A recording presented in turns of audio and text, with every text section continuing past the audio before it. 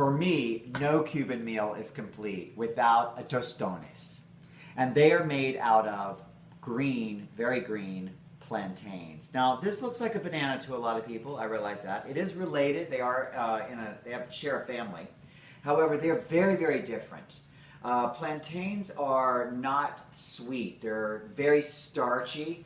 That's where they get their sugar from. And so they're really good for savory dishes.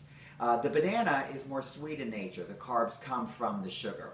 So let me show you the easiest way to peel this, because this has a very tough outer peel. So let me show you how to do it. The easiest way I found is to cut the top off and the bottom off, and to simply cut one side down the middle like I've done here. And then simply use your thumb to open it up and start peeling it back.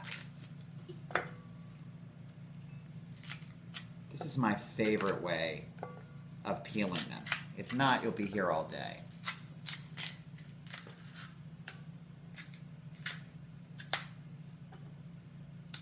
So the interesting thing about the tostones, and why I think it tastes so great, is it's not only fried once, it's fried twice. It's twice as good. So you want to take the peeled plantain like this, and I cut them about 1.5 inches. Depends on how big you want the tostone. Because remember, you're going to also flatten these, and I'll show you that in just a moment. So you're going to get about 4 out of a typical plantain right here.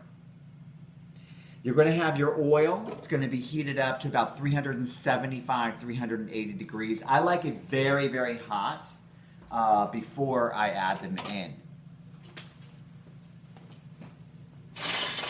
Get my spider, and I'll show you how to lower them in.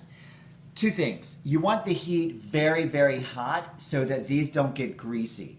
The hotter the oil, the less grease they're going to absorb. Okay? And I think that's really important. That's the difference between a crisp tostones versus one that's kind of greasy and soggy. All right, so we're going to put this in extremely hot oil. And we're going to let those cook until they get a nice golden brown, which I will show you what they look like before we put them in the next stage.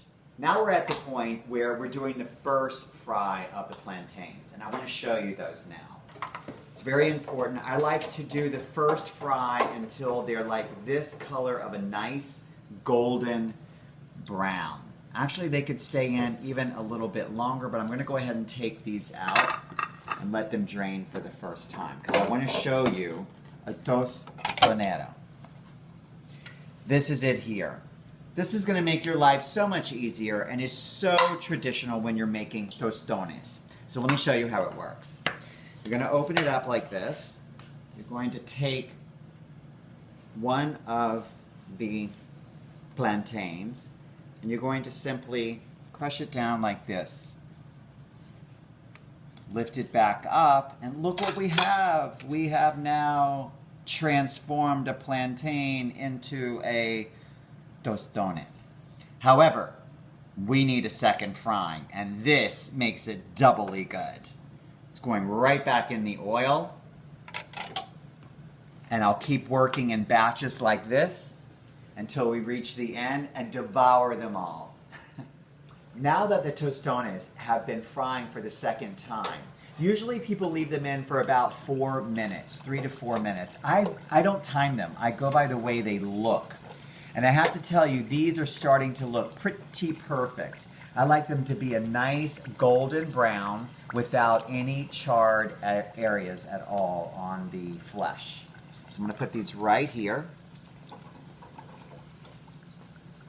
Let all the excess oil drip off, and put them on a paper towel.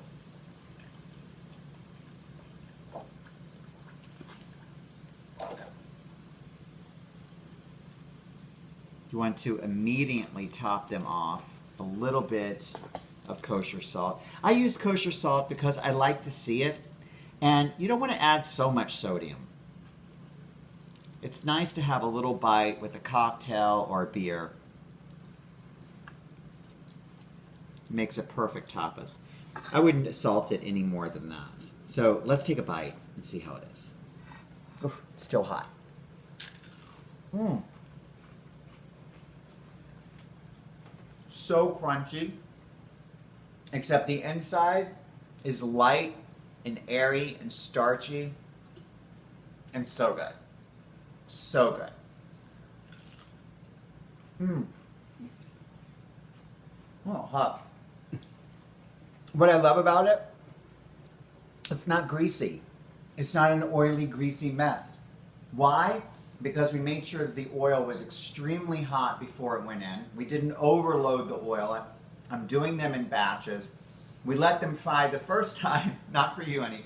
We let them fry the first time, then we squash them, and we fry them off again, and you get a plate of perfection.